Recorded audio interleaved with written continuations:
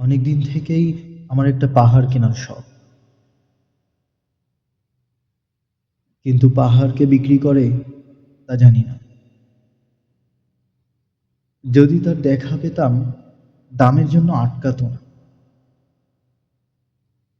আমার নিজস্ব একটা নদী আছে, সেটা দিয়ে দিতাম পাহাড়টার বদলে। কে না জানে পাহাড়ের চেয়ে নদীর দামই বেশি।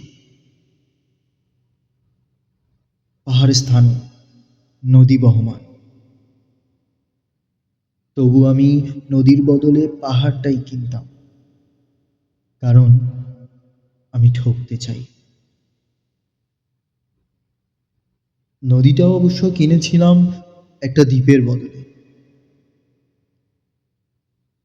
ছেলেবেলায় আমার বেশ ছোট্ট-খাট্ট ছিমছাম একটা দ্বীপ ছিল। সেখানে অসংখ্য প্রজাপতি। শৈশবে দ্বীপটি ছিল আমার বড় প্রিয়। আমার যৌবনে দ্বীপটি আমার কাছে মাপে ছোট লাগল। প্রবাহমান ছিপছিপে তন্বী নদীটি বেশ পছন্দ হলো আমার। বন্ধুরা বলল, ওইটুকু একটা দ্বীপের বিনিময়ে এত বড় একটা নদী পেয়েছিস? খুব জিতেছিস তো মাইরি। তখন জয়ের আনন্দে আমি বিহ্বল হতাম। তখন সত্যি আমি ভালোবাসতাম নদীটিকে। নদী আমার অনেক প্রশ্নের উত্তর দিত।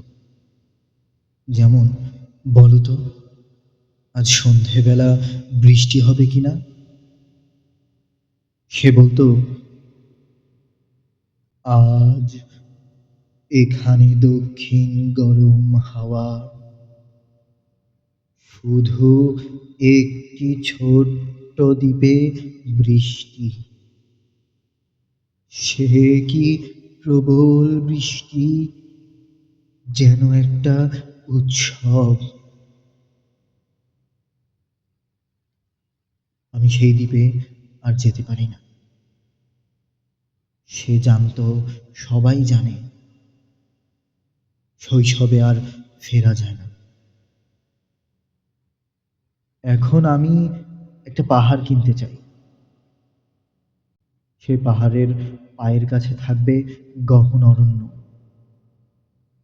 আমি সেই অরণ্য পার হয়ে যাব। তারপরে শুধু রুক্ষ কঠিন পাহাড়। একেবারে চূড়ায় মাথার খুব কাছে আকাশ, নিচে বিপুলা পৃথিবী, চরাচরে তীব্র নির্জনতা। আমার কণ্ঠস্বর সেখানে কেউ শুনতে পাবে না। আমি ঈশ্বর মানি না, তিনি আমার মাথার কাছে ঝুঁকে দাঁড়াবেন না। আমি শুধু ১০ দিককে উদ্দেশ্য করে বলবো, প্রত্যেক মানুষই অহংকারী।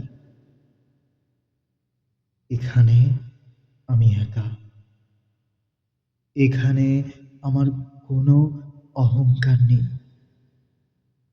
এখানে জয়ী হবার বদলে ক্ষমা চাইতে ভালো লাগে। হে ১০ দিক, আমি কোনো দোষ করিনি, আমাকে ক্ষমা করো। আমাকে ক্ষমা করো।